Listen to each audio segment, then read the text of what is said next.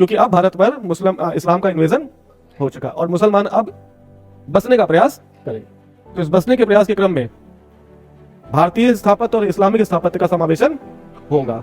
और क्या क्या देखा हमने, तो इंडो इस्लामिक स्थापत्य के तहत हमने शैली को दो भागों में बांटा।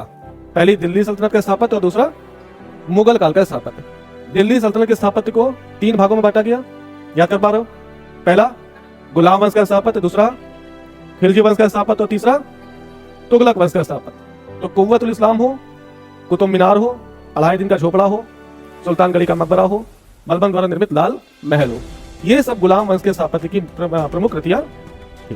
खिलजी वंश में अलाउद्दीन खिलजी ने अलाई दरवाजे का निर्माण कराया।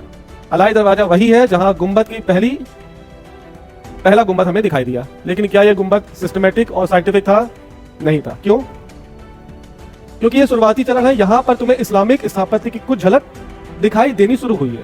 गुलाम वंश का जो भी स्थापत्य है वो पुराने संरचना को तोड़कर निर्मित है।